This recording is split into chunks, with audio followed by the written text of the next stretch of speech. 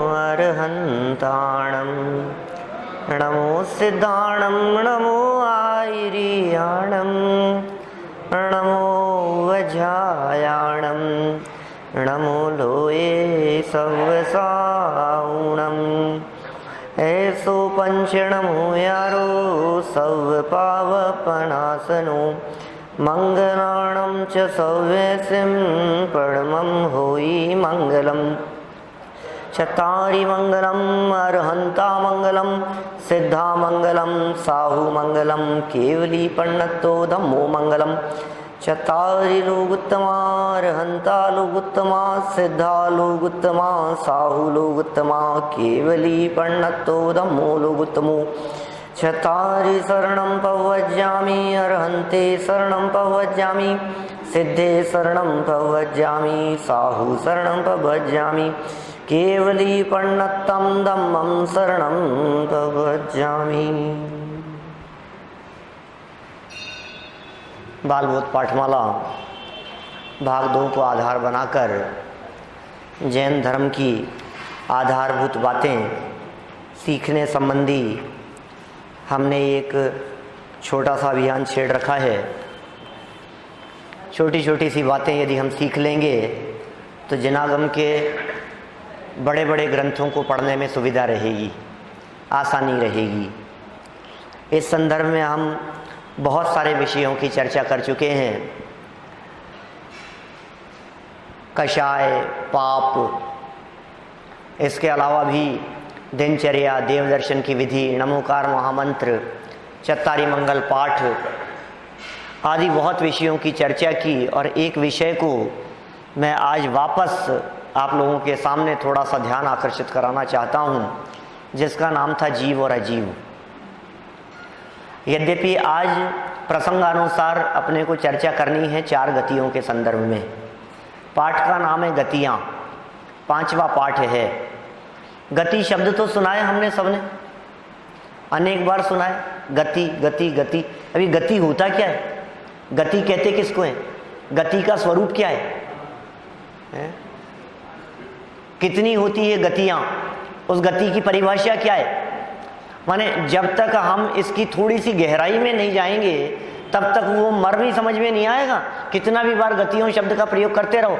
हम लोग कौन सी गति के जीव हैं? मुझे मालूम है सभी स्वाध्यायी आत्मार्थी फटाफट ये कह देंगे हम मनुष्य हैं, हम मनुष्य गति के हैं। यहाँ कुछ रहस्यों की तरफ ध्यान आकर्षित किया जाएगा।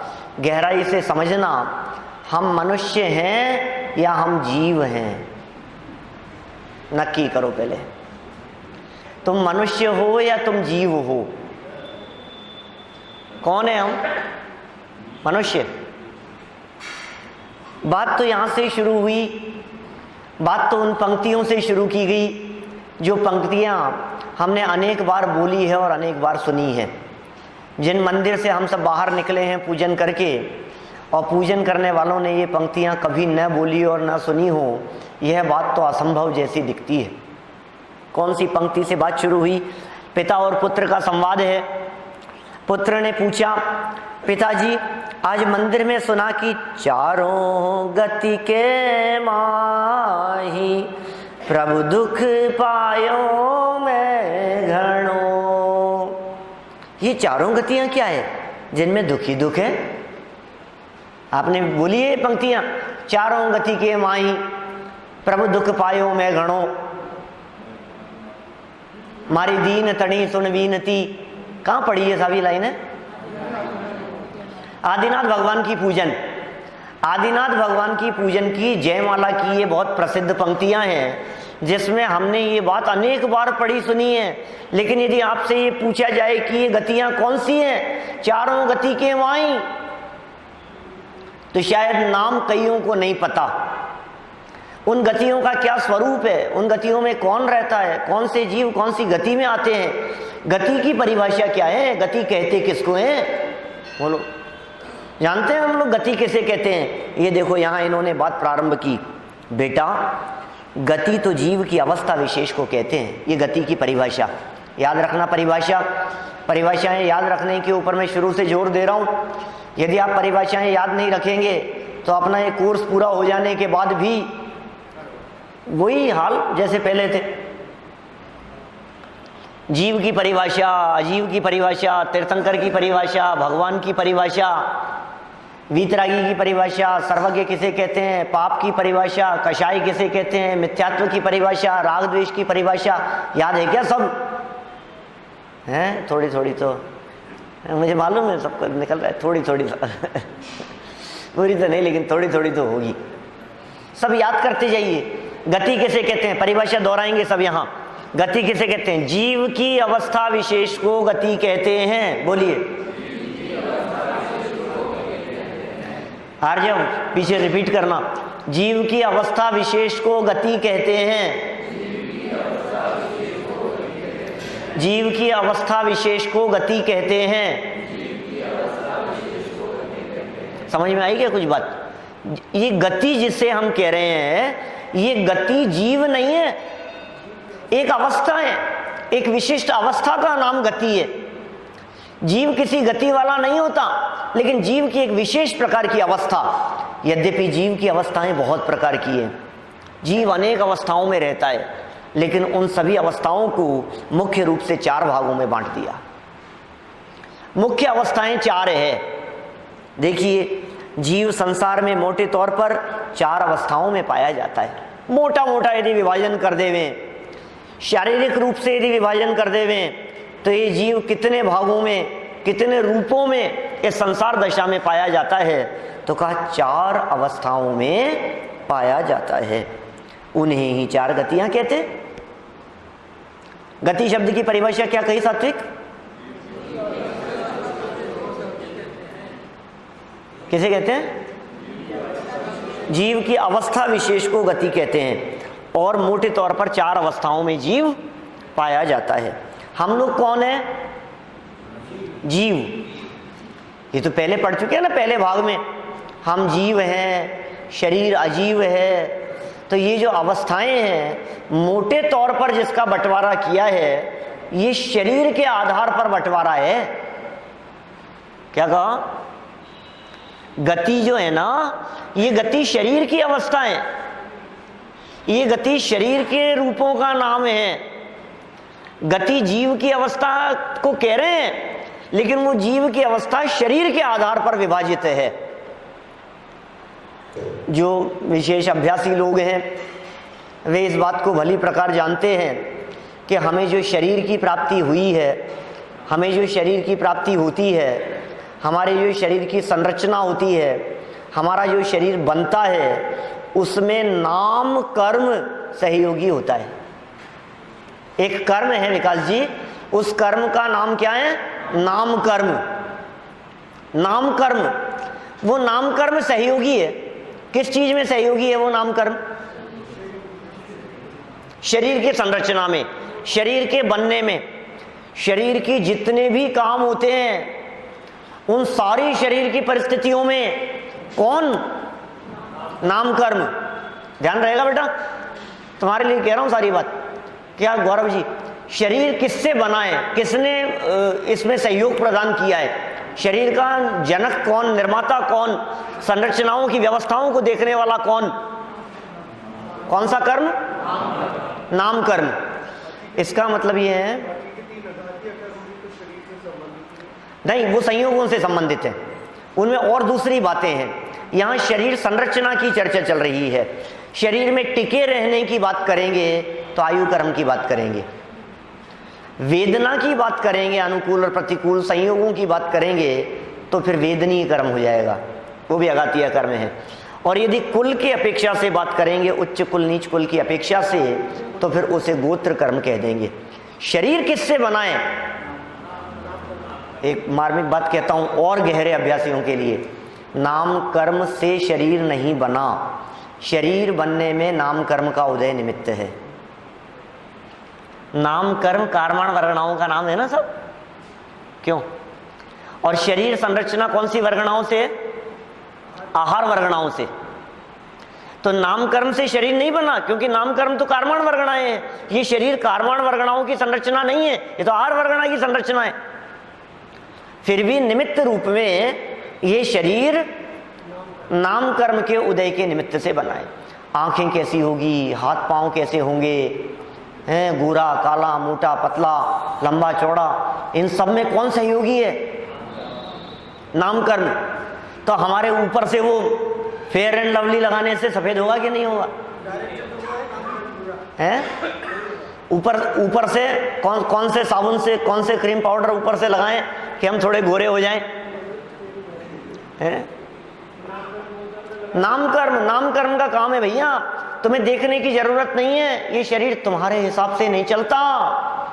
इस शरीर की सारी व्यवस्थाएं, आवाज कैसी होगी, भाषा कैसी होगी, बोली कब तक रहेगी, कब तक बोल पाएगा, क्या बोल पाएगा, क्या शब्द निकलेंगे, सुस्वर होगा कि दुस्वर होगा, लोगों को पसंद आएगा कि नहीं पसंद आएगा, किस पे डिपेंड करता है? मेरे बाल छोटे छोटे काट दिए, मेरे बाल बहुत लंबे हो गए, अरे लेकिन दूसरे को पसंद आएगा कि नहीं आएगा? क्या ये तेरे उस नाम कर्म की प्रकृति पर निर्भर करता है। इस नाम कर्म के 93 भेद हैं, 93, जिन्हें प्रकृतियां कहते हैं। नाम कर्म की 93 प्रकृतियां याद रहेगी, छोटी छोटी सी बातें हैं, याद करते जाइए, बस अपने उपयोग में बिठाते जाइए। नाम कर्म की प्रकृतियां कितनी? 93, 93 प्रकृतियां हैं। इसका मतलब 93 प्रकार से नाम कर्म बॉडी की व्यवस्थाओं को देखता है। इतना तो बोल नहीं सकते हम लोग, इतनी बातें तो हमारे दिमाग में नहीं आती, क्या क्या बातें होगी, कितने प्रकार से शरीर की व्यवस्थाओं को देख रहा है। स्पर्श कैसा होगा, कोमल होगा कि कठोर होगा, सुगंध आएगी कि दुर्गंध आएगी, नाम कर्म की व्यवस्था है। हाँ, अब उस नाम कर्म के भेदों में, 93 भेदों में 4 भेद हैं जिनका नाम है गतियां। क्या कहा? नाम कर्म की जो 93 भेद कहे ना हमने, सुनो सुनो सुनो, कर्मों के 8 भेद कहे थे हमने एक दिन पहले। 8 प्रकार के कर्म होते हैं, 8 में से एक का नाम बतलाया हमने, नाम कर्म। इस नाम कर्म की बात आपने पहले पढ़ी है क्या कहीं, किसी पाठ में, किसी भाग में, किसी चर्चा में? तीर्थंकर भगवान वाले पाठ में क्या पढ़ा है वहां?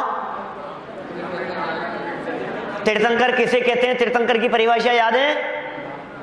जो धर्म तीर्थ का उपदेश देते हैं, समव शरण आदि विभूति से युक्त होते हैं, और जिनके तीर्थंकर नाम कर्म नाम का महापुण्य का उदय होता है, उन्हें आधे लोगों को याद है, आधे लोगों के ऊपर से साफ है। क्या? तीर्थंकर नाम कर्म का उदय, माने तीर्थंकरत्व भी नाम कर्म की एक प्रकृति है। कितनी में? 93 में से एक प्रकृति है तीर्थंकर। 4 प्रकृतियां हैं, गतियां, और भी बहुत सारी है, धीरे धीरे पढ़ेंगे हम लोग। अभी देखिए क्या कह रहे हैं ये। मोटे तौर पर 4 अवस्थाओं में बांट दिया, उन्हें 4 गतियां कहते हैं। जब जीव अपनी अवस्था को पहचान कर उसकी साधना करता है, अपनी अवस्था को पहचान कर, आत्मा को पहचान कर, अपने चैतन्य तत्व को पहचान कर, मैं कौन हूं उसे जानकर जब ये जीव उसकी साधना करता है, तो चतुर्गति के दुखों से छूट जाता है और अपना अविनाशी सिद्ध पद पा लेता है। उसे पंचम गति कहते हैं।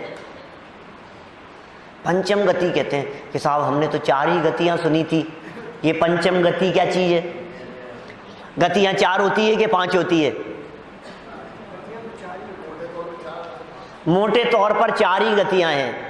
संसार 4 गतियों में विभक्त है, लेकिन जीव की एक और अवस्था है जो इन 4 गतियों से पार हो जाने पर प्राप्त होती है। उस अवस्था को पंचम गति कहते हैं, उस अवस्था को सिद्ध पद कहते हैं। वो सिद्ध अवस्था है, उस सिद्ध अवस्था की प्राप्ति करना उद्देश्य है हमारा, प्रयोजन है हमारा।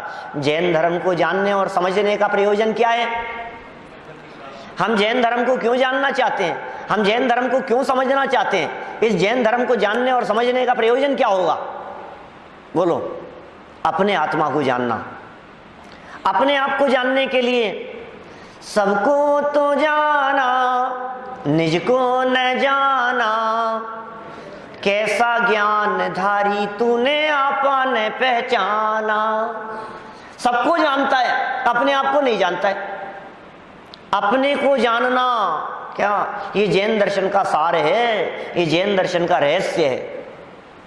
क्या लुकआउट क्या है जैन दर्शन का, कि लुक इन, ये जैन दर्शन का लुकआउट है। क्या? क्या? बाहर में नहीं देखना, अंदर में देखना। क्या लुक इन, अंदर में देखना, ये जैन दर्शन का दृष्टिकोण है, ये जैन दर्शन की पद्धति है, जैन विधि है, ये जैन परंपरा है ये। और जब ये जीव अपने आप को जानता है, अपने आप को पहचानता है, जीव अजीव की पहचान करता है और उसमें जीव मैं हूं ऐसा जानकर जब उसमें समा जाता है, जब उसमें लीन हो जाता है, तो फिर अविनाशी पद की प्राप्ति होती है। उसे कौन से परमेष्ठी कहते हैं? सिद्ध परमेष्ठी। ऐसे पद की प्राप्ति हो जाती है जो पद अविनाशी है, शाश्वत है, जो पद कभी नहीं छूटेगा। उस पद का नाम सिद्ध पद, उसे पंचम गति कहते हैं। चलिए, वे चार गतियां कौन कौन सी है? चार गतियों के नाम यहां है कोई ऐसे जिनको चार गतियों के नाम नहीं आते हो? ऐसा तो कोई नहीं है ना सभा में। चार गतियों के नाम तो सबने सुने हैं ना, सब जानते हैं ना चार गतियों के नाम कौन से हैं? बच्चा नहीं जानता था। मनुष्य, त्रियंच, नरक और देव। बोलेंगे एक बार? पहली, दूसरी, फिर मनुष्य, त्रियंच, नरक और देव। ये क्या है? गतियां। किसकी गतियां हैं? जीव की अवस्था विशेष है। जीव गति रूप नहीं होता, ये समझना। देखो नीचे कह रहे हैं, मनुष्य तो हम तुम भी है ना। हम तुम कौन है? मनुष्य है ना हम तुम। पिता, हम मनुष्य गति में हैं। सुनना, बहुत मार्मिक लाइन कह दी है। हम मनुष्य गति में हैं, अतः मनुष्य कहलाते हैं। वैसे हैं तो हम तुम भी आत्मा। हम तुम मनुष्य नहीं है, हम तुम जीव हैं, हम तुम आत्मा है भाई। अपने आप को पहचानो, अपने आप को मनुष्य मत समझना। अच्छा, यदि ये जीव मनुष्य हो गया होता तो क्या होता? बताओ। हमेशा मनुष्य ही रहता, एक जवाब। दूसरा जवाब क्या हो सकता है? मनुष्यत्व छूटने के साथ साथ जीव भी नष्ट हो जाता। जीव यदि मनुष्य हो गया तो मनुष्य खत्म हुआ तो जीव खत्म। लेकिन जीव कभी मनुष्य होता नहीं है। क्या? क्षण मात्र के लिए, कुछ समय के लिए, अल्प समय के लिए, कुछ वर्षों के लिए इस जीव को मनुष्य अवस्था की प्राप्ति होती है। कहते किसको है ये मनुष्य? मनुष्य गति किसे कहें? चारों की परिभाषाएं याद करनी है, चार गतियों की परिभाषाएं। जब कोई जीव कहीं से मरकर, पुनर्जन्म के बीज डाल दिए हैं यहां पर, जब कोई जीव कहीं से मरकर मनुष्य गति में जन्म लेता है, अर्थात मनुष्य शरीर धारण करता है, तो उसे मनुष्य कहते हैं। क्या इसका मतलब? मनुष्य किसे कहें? मनुष्य गति की क्या परिभाषा है? सुनना, ध्यान देना, परिभाषा जो याद करनी है। जब कोई जीव कहीं से मरकर मनुष्य शरीर धारण करता है तो उसे मनुष्य गति कहते हैं। शरीर धारण करता है, मनुष्य शरीर की प्राप्ति हुई, मनुष्य बन गया। ये शरीर है, एक विशेष प्रकार की शरीर संरचना है जिसे मनुष्य कहकर के पुकारा जाता है। जिसके इस प्रकार की संरचना होगी वो सब मनुष्य है, जिसके इस प्रकार का शरीर होगा वो सब मनुष्य है, उन्हें मनुष्य कहते हैं। अच्छा, तो हम मनुष्य गति के जीव हैं। गाय, भैंस, घोड़ा आदि किस गति में है? वो भी तो जीव है ना। तो कहा वे त्रियंच गति के जीव हैं। पहचान पा रहे हैं आप? त्रियंच गति के जीवों को पहचानते हैं? चार गतियों के नाम बतलाए अभी यहां। हमारे जैसा शरीर जिनका हो वो सब कौन सी गति वाले? मनुष्य गति वाले। अच्छा, एक बात कही थी देव और एक कहा था नारकी। वो तो हमें दिखते नहीं है। देखा आप लोगों ने कभी? नहीं, किसी ने देवों को, देव को देखा है किसी ने? अच्छा, कोई देव आपके सामने आ जाए तो आप पहचान पाएंगे? देव नहीं देखे आप लोगों ने पंचकल्याणकों में, वेदी प्रतिष्ठाओं में मुकुट लगा करके, हार पहना करके, अधूरे से कपड़े पहना करके? वो सब देव नहीं होते वो लोग। देवों का चित्र बनाओ अपने दिमाग में तो कैसा चित्र बनता है? देवों के बारे में हमने कल्पना कर रखी ऐसा ऐसा कुछ होता होगा, देखा नहीं लेकिन किसी ने। और नारकी कैसे होते होंगे? हैं? देखो, देवों के संदर्भ में आगे एक चित्र दिखाया है और नारकियों का चित्र इसी पेज पर नीचे दिखाया है। ऐसे होते हैं नारकी, ऐसे होते हैं देव। वो तो हमें दिखते नहीं हैं, इसलिए अभी उनको तो छोड़ दो। देव भी नहीं दिखते, नारकी भी नहीं दिखते, मनुष्यों को हम पहचानते ही हैं। अब जो तिर्यंच शब्द है, तिर्यंच वास्तव में तिर्यक से बना है। तिर्यंच जो तिरछे होते हैं, जो आड़ी गति है, उसका नाम है तिर्यंच गति। हम मनुष्य गति के जीव जिस तरह से दो पैरों पर खड़े होते हैं, तिर्यंच गति के जीव वैसे दो पैर पे खड़े नहीं होते, वो आड़े होते हैं। उनके जो हाथ होते हैं ना, वो हाथ और दो पांव दोनों ही जमीन पर होते हैं, ऐसे तिरछे होते हैं वो। तो ऐसी तिरछी अवस्था की प्राप्ति किनको होती है? जिनके परिणाम तिरछे होते हैं, जिनके भाव तिरछे होते हैं, वे तिरछी अवस्था की प्राप्ति करते हैं। कि साहब समझ में नहीं आया हमारे को कि उमा स्वामी आचार्य ने तत्वार सूत्र में लिखा माया तिर्यक योनस्य। मायाचार के फल में, छल कपट के फल में, धोखाधड़ी की, बेईमानी की, किसी को बेवकूफ बनाया, किसी को लूट लिया, किसी के साथ में कुछ ना कुछ छल किया है, यदि हमारे द्वारा किया गया है तो कौन सी अवस्था की प्राप्ति होगी? कौन सा शरीर मिलेगा? तिर्यंच, तिरछा। अब चूंकि ये मायाचारी के परिणाम अनगिनती प्रकार के हैं क्या, इसलिए जो शरीर मिलता है मायाचार के फल में वो भी अनगिनती प्रकार का है, एक प्रकार का नहीं है। हमने कहा मनुष्यों को आप पहचानते हैं, नारकी और देव आपको दिखते नहीं है। अब मनुष्यों के अलावा जो कुछ भी आपको जीव दिखते हैं, शरीरधारी दिखते हैं, प्राणी दिखते हैं, आप उन सब के लिए एक शब्द का प्रयोग कर सकते हो, वे सब तिर्यंच गति वाले हैं। गाय भैंस तिर्यंच गति, कुत्ता बिल्ली, अच्छा पक्षी, कबूतर, चिड़िया वगैरह सब तिर्यंच गति, और मक्खी मच्छर वो भी, और तितली वगैरह, और यदि थोड़ा सा नीचे उतरो तो कीड़े मकोड़े और खटमल और मकड़ी और छिपकली हैं, सब तिर्यंच गति के जीव हैं। और लट आदि सब तिर्यंच गति के जीव हैं। छोटे छोटे से जीव जो चलते फिरते हुए इधर उधर दिखाई देते हैं, चींटियां वगैरह, ये सब क्या हैं? सब तिर्यंच गति के जीव हैं। और पेड़ पौधे क्या, पेड़ पौधे जीव हैं क्या? जीव हैं। कौन से जीव हैं? पेड़ जीव है क्या? जीव है, पहले ये बताओ। जीव है ना, पेड़ जीव है, यही पढ़ाया था आपको, है? सब पानी फेर दिया आपने। याद करो 15 दिन पहले की क्लास। पेड़ जो दिखाई दे रहा है वो पेड़ का शरीर है, वो अजीब है, और उसके अंदर, उस पेड़ के अंदर कुछ रहने वाला तत्व है, वो जीव है। जो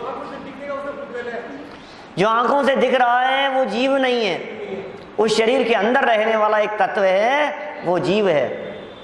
हवा, पानी, अग्नि, हाथी, ये सब क्या है? कौन सी गति के जीव हैं? यदि ये पूछा जाए तो जवाब क्या होगा? तिर्यंच गति के जीव हैं।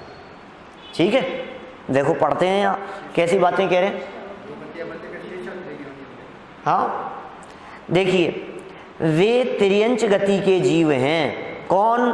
गाय भैंस घोड़ा आदि। पृथ्वी, जल, अग्नि, वायु, वनस्पति, कीड़े मकोड़े, हाथी, घोड़ा, कबूतर, मोर आदि पशु पक्षी जो तुम्हें दिखाई देते हैं, वे सभी तिर्यंच गति में आते हैं। बोलो, कितना सरल पहचान हो गई तिर्यंच गति के जीवों को पहचानने के लिए। और शेर कौन सी गति का जीव है?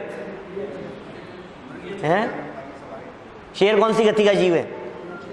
तिर्यंच गति का। और तुम कौन सी गति के जीव हो? मनुष्य गति के। और जब तुमसे ये पूछा जाता है कि तुम गधे हो या शेर हो, तुम क्या कहता है? अपने आप को शेर बताता है? गधे हो कि शेर हो? शेर हूं मैं तो। अच्छा, शेर हो तुम। मनुष्य गति के हो या तिर्यंच गति के हो?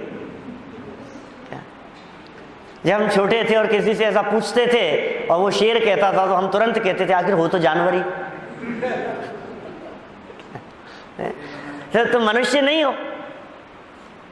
देखिए ये सब, ये पहचान होनी चाहिए। हम मनुष्य गति के जीव हैं, लेकिन इस मनुष्य शरीर में रहने वाले जीव हैं, हम आत्माएं हैं। अपनी पहचान करना। जब कोई जीव मरकर इनमें पैदा होता है तो वह तिर्यंच कहलाता है। कहीं से मरकर, ये बहुत इंपॉर्टेंट चीज है, कहीं से मरकर के आएगा और इस प्रकार का शरीर धारण करेगा तो तिर्यंच कहलाएगा, तो मनुष्य कहलाएगा, तो नारकी और देव कहलाएगा। ऐसे शरीर की प्राप्ति होगी तब। इसका मतलब ये जीव कहीं से आया है, ये जीव यहां नया पैदा नहीं हुआ है। पुनर्जन्म, यहां से मरकर के कहीं चला जाएगा, यहां जीवन पूरा होगा और किसी दूसरी जगह पर जाकर के जन्म ले लेगा, वहां जीवन पूरा होगा और कहीं और जगह जाकर के जन्म ले लेगा, वहां जीवन पूरा होगा और कहीं और जगह जाकर के जन्म ले लेगा। इस तरह से ये जीव नए नए जन्म धारण करता रहता है। वो दिन कब आएगा जब जन्म मरण का अभाव होकर के सिद्ध पद की प्राप्ति होगी। कैसे आएगा वो दिन, कौन बता सकता है? कैसे बता सकते हैं, बोलो?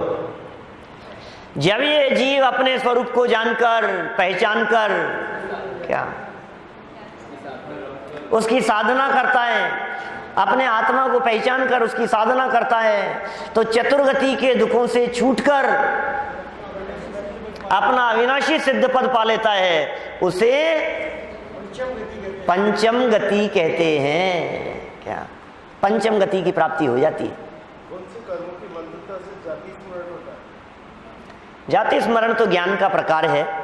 जाति स्मरण जो है, ये जाति स्मरण मतिश्रुत ज्ञान का ही प्रकार है और क्षयोपशम है, ज्ञानावरणी कर्म के क्षयोपशम से होता है जाति स्मरण ज्ञान। जाति स्मरण ज्ञान होता है तो पिछले जन्म याद आने लगते हैं। जाति स्मरण ज्ञान कैसा ज्ञान है?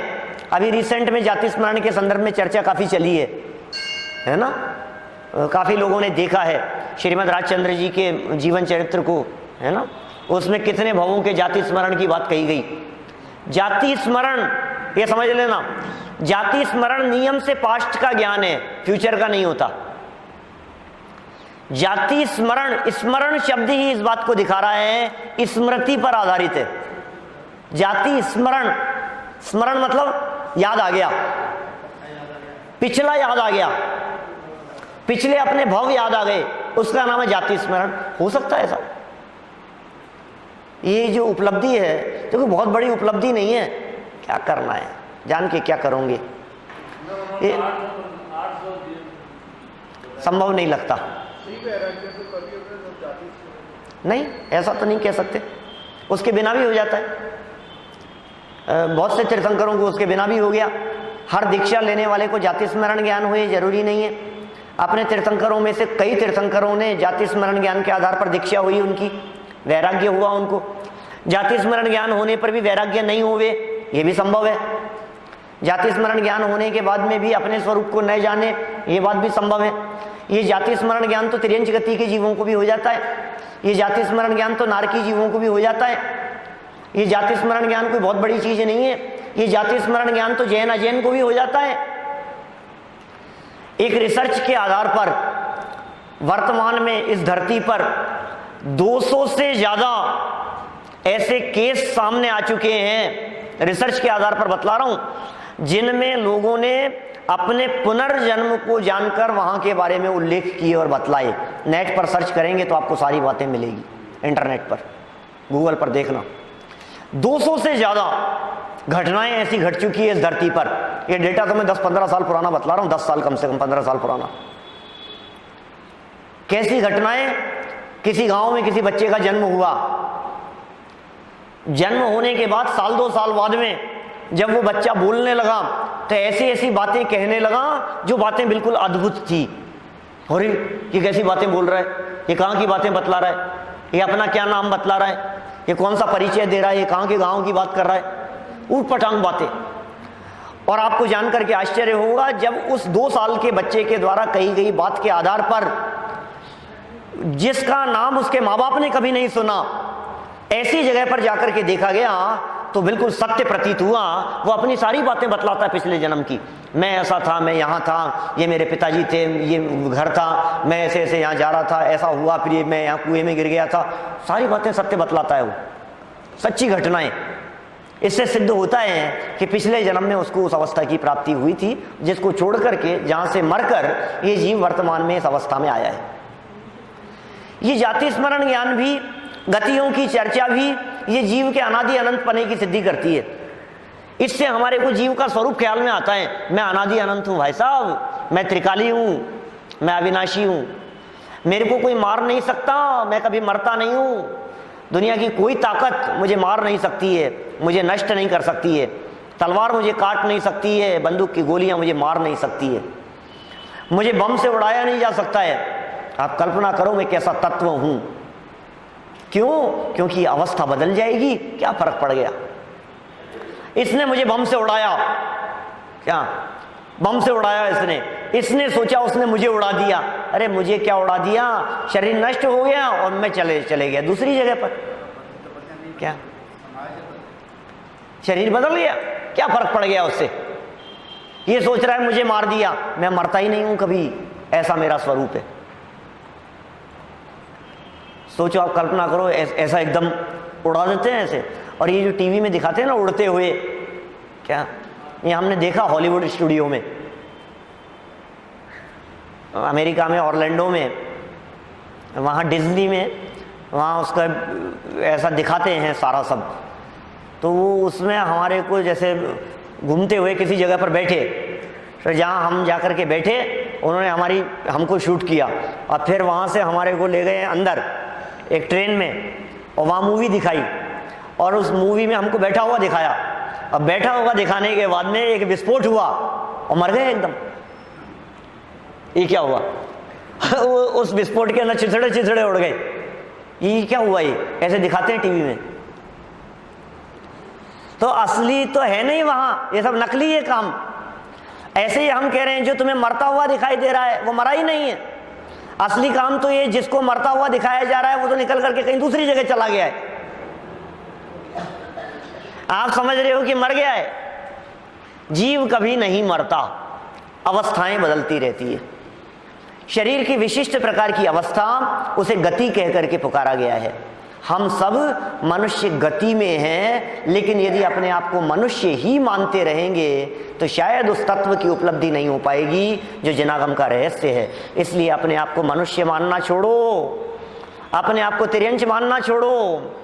तिर्यंच और मनुष्य आदि से भिन्न जो तिर्यंच अवस्था में भी है, जो मनुष्य अवस्था में भी है, जो सदा काल है, जो इस देह रूपी देवालय में विराजमान है, ऐसा चैतन्य तत्व, ऐसा आत्मा, वो मैं हूं, उसे पहचानो।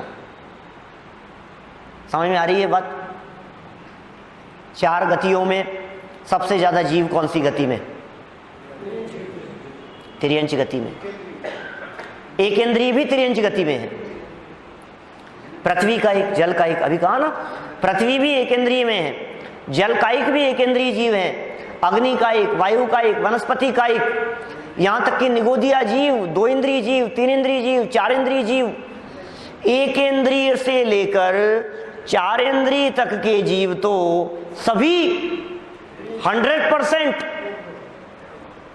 क्या बेटा, एक इंद्रिय से लेकर कौन सी इंद्रिय तक? 4 इंद्रिय तक के जीव तो सभी नियम से तिर्यंच गति के ही होते हैं।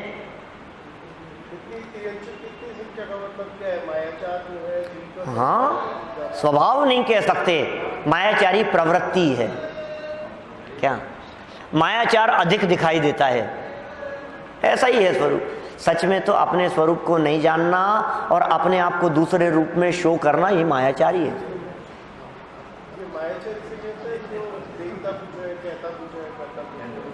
उसे मायाचारी कहते हैं।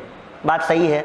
मायाचार की जब परिभाषा की बात करते हैं तो यही कहते हैं, मन में कुछ, वचन में कुछ और कहे और कुछ, उसका नाम है मायाचारी। लेकिन क्या ऐसी बातें हमारे दिलो दिमाग में नहीं चलती रहती है? सोच लो कहाँ की तैयारी है। चारों गतियों में सबसे ज्यादा दुख कौन सी गति में है? दुख नहीं, दुख की अवस्थाएं। छेड़ाला पढ़ाते समय हमने बतलाया था,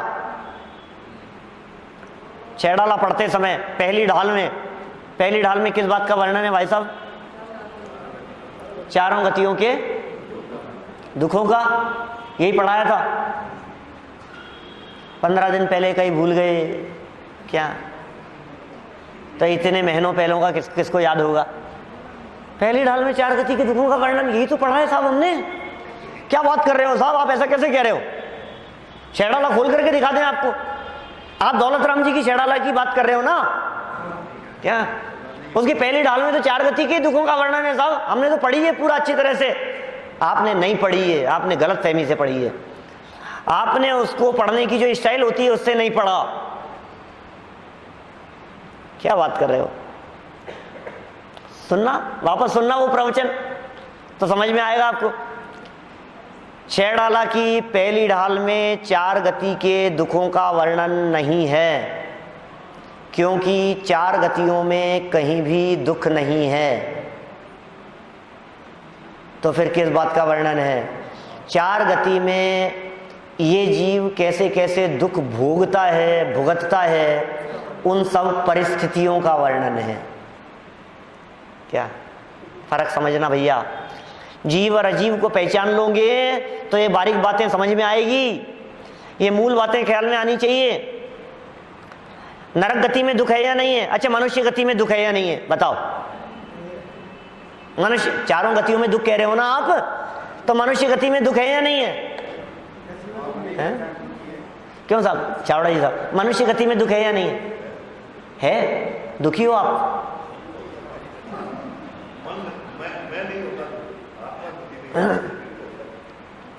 भाई ये जो है ना, चारों गतियों में ये परिस्थितियां हमारे को ऐसी लगती है जिनकी वजह से हम दुखी हो जाएं। ये चारों गतियों की परिस्थितियों का वर्णन किया है। तिल तिल करे देह के खंड, असुर भिड़ावे दुष्ट प्रचंड, सिंधु नीर ते प्यास न जाए, तो पण एक न बूंद लहाए। सारा वर्णन किया है। तिर्यंच गति का वर्णन करते हुए कहा, छेदन भेदन भूख प्यास, भार वहन हिम आतप त्रास, बद बंधन आदिक दुख घने, कोटि जीव ते जात न भने। वर्णन किया है बहुत। मनुष्य गति के भी दुखों का वर्णन किया। बालपने में ज्ञान न लयो, तरुण समय तरुणी रत रयो, अर्ध मृतक संबूढ़ापनो। लेकिन सुनो सुनो सुनो, ये जो परिस्थितियों का वर्णन शुरू किया दौलत राम जी ने, उसकी शुरुआत कहां से की? क्या भैया बोलो, कहां से वर्णन, कहां से शुरू किया उन्होंने? भूल आपको भरमतवादी, ये पंक्तियां हैं। भूल आपको भरमतवादी, ये जीव अपने आप को भूल करके इन परिस्थितियों में भटक रहा है। यहां से चर्चा शुरू की है सब छेड़ा। अपने स्वरूप को भूलना, वास्तव में इसका नाम मिथ्यात्व है। अपने स्वरूप को नहीं पहचानना, और चारों चीजें सब जुड़ी हुई है। एक्चुअल में संख्या वहां की ज्यादा है, तिर्यंच गति के जीवों की संख्या ज्यादा है, लेकिन नारकी जीवों की और देवों की भी संख्या कम नहीं है। असंख्यात हैं। नारकी भी असंख्यात है, देव भी असंख्यात हैं। इस जीव को चतुर्गति की अवस्थाओं की प्राप्ति अपने अपने परिणामों के अनुसार होती है, अपने अपने भावों के अनुसार होती है। ये जीव जैसे भाव करता है वैसी गति रूप अवस्थाओं और परिस्थितियों की प्राप्ति कर लेता है। हम ये कहना चाह रहे थे, सबसे ज्यादा खराब परिस्थितियां, सबसे ज्यादा दुख भोगने रूप अवस्था जहां दिखाई देती है वो कौन सी गति है? तिर्यंच गति नहीं। तिर्यंच गति में निगोद अवस्था, क्या सबसे ज्यादा दुख कहाँ है? नरक में के तिर्यंच में? कौन सी गति में? कौन सी गति में सबसे ज्यादा दुख है? परिस्थितियों की अपेक्षा बात कर रहे हैं, तिर्यंच में। क्यों भैया नरक में नहीं है ज्यादा दुख? नरक से भी ज्यादा दुख तिर्यंच में है। हाँ, क्योंकि निगोद अवस्था तिर्यंच गति के अंतर्गत आती है। जब हम आपसे पूछें नरक में ज्यादा दुख है कि निगोद में ज्यादा दुख है, तो आप कहेंगे निगोद में। तो हमने कहा निगोद कौन सी गति में आता है? पॉइंट समझ में आ रहे हैं ना धीरे धीरे? निगोद तिर्यंच गति के अंतर्गत आता है। दूसरी बात कहें, महत्वपूर्ण बात, नरक गति में रहता हुआ ये जीव सुखी हो सकता है। नरक गति में रहता हुआ जीव सम्यक दर्शन की प्राप्ति कर सकता है। नरक के नारकी जीव नियम से सैनी पंचेंद्रिय होते हैं। अभी तो हम पढ़ेंगे, चर्चा शुरू की है भी अपन ने।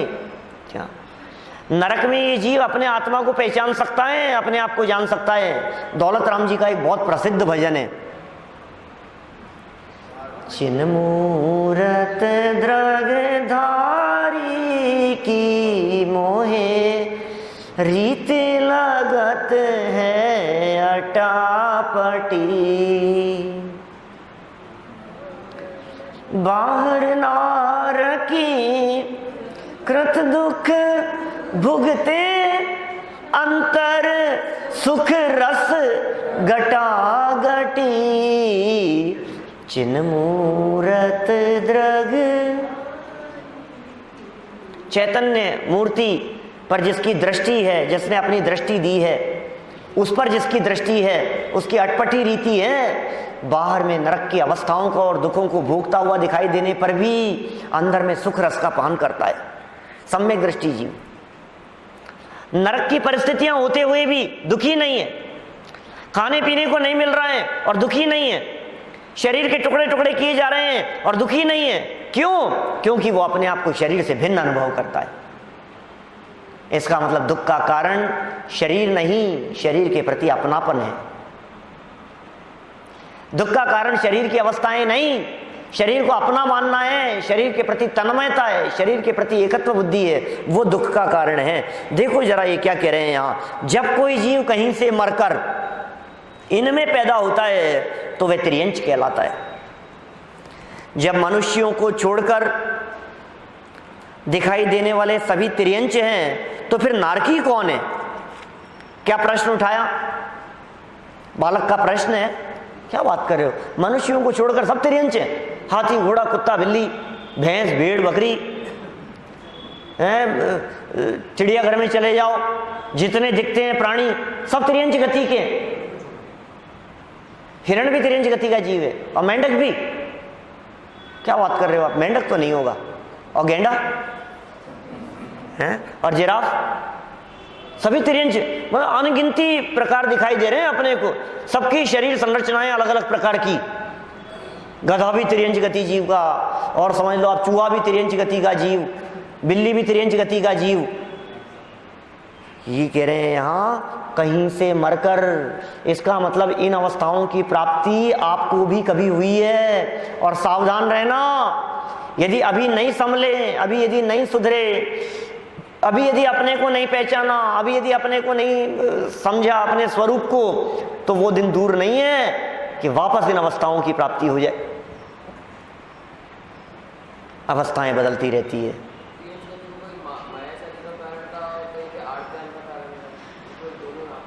बहुत सारी चीजें हैं, तो एक ही चीज थोड़ी ना है। एक जगह पर पहुंचने का एक ही कारण नहीं होता, बहुत सारे कारण होते हैं। ठीक है ना? आर्थ ध्यान के अंदर भी मायाचारी है, और मायाचारी जो है वो त्रियंच गति का कारण है। आर्थ ध्यान के फल में भी त्रियंच गति की प्राप्ति कही गई है। और भी बहुत तरह की बातें हैं, छल कपट करना, धोखा देना, समझ लो आप बेईमानी, काला बाजारी, झूठ, ये सब चीजें उसी के अंतर्गत चली जाएंगी। चोरी करना, ये मायाचारी है, धोखा ही तो है। और क्या है? इष्ट वियोग, अनिष्ट संयोग, पीड़ा चिंतन, निदान, ये सब छल कर रहा है, अपने आप से छल कर रहा है, दूसरे को दिखावे के लिए कर रहा है। जितने लोग आर्थ ध्यान करते हुए दिखाई देते हैं, उनके दिलो दिमाग में कुछ चल रहा है और प्रदर्शन कुछ चल रहा है। काय का अर्थ ध्यान कर रहे हो आप? सब तिर्यंच गति के कारण है। प्रश्न शिष्य का समझ में आया? जब आपने ये कह दिया मनुष्यों को छोड़कर दिखाई देने वाले सभी तिर्यंच हैं, तो फिर नारकी कौन है ये बताओ। नारकी कौन है जानना है आप लोगों को? नारकियों के बारे में चलना है आप लोगों को देवगति में? क्या आज नहीं चल पाएंगे? यदि नरक के स्वरूप को समझना है, किस लिए? वहां नहीं जाने के लिए। और देवों के स्वरूप को समझना है, किस लिए? वहां जाने के लिए, कि वहां भी नहीं जाने के लिए। तो आपको कल समय से आना पड़ेगा। हम इन चतुर्गति की थोड़ी बहुत चर्चा कल और करेंगे और फिर उसके पश्चात पंचम गति के स्वरूप पर भी प्रकाश डालेंगे। अभी की बात को हम यहीं विराम देते हैं।